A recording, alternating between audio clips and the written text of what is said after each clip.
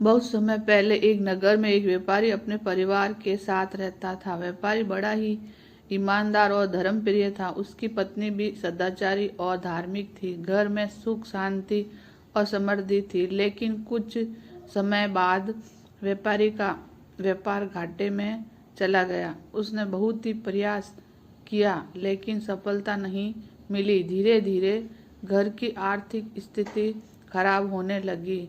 घर का सुख शांति और वैभव समाप्त हो गया। इस स्थिति में व्यापारी और उसकी पत्नी बहुत परेशान थे।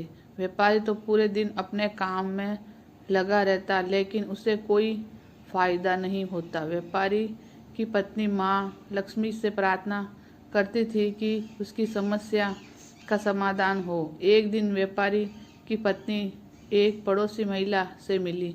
वह महिला सजी धजी प्रसन्न और शांत दिखाई दे रही थी। व्यापारी की पत्नी ने उसे अपनी समस्याओं का समाधान पूछा। उस महिला ने बताया, मैं वैभव लक्ष्मी व्रत करती हूँ और ये व्रत बहुत फलदायी हैं।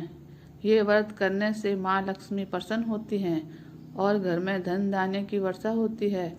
व्यापारी की पत्नी ने उसे व्रत की विधि पूछी। महिला ने उसे विस्तार से बताया कि शुक्रवार को स्नान कर माँ लक्ष्मी का पूजन करना चाहिए। पूजन में लाल वस्त्र, चावल, फल, कुमकुम, दीपक और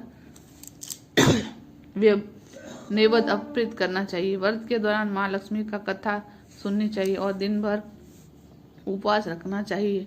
व्यापारी की पत्नी ने विधि पूर्वक वैभव लक्ष्मी का व्रत करना शुरू कर दिया। पहले ही शुक्रवार को घर का वातावरण बदलने लगा।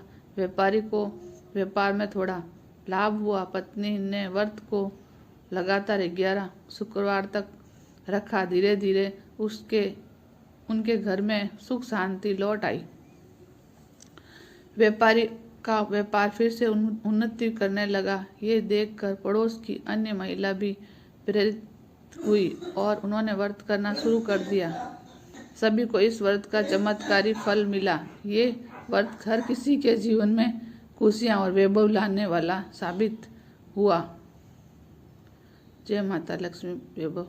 सब्सक्राइब कर जो, लाइक कर जो, शेयर कर जो, कमेंट कर जो।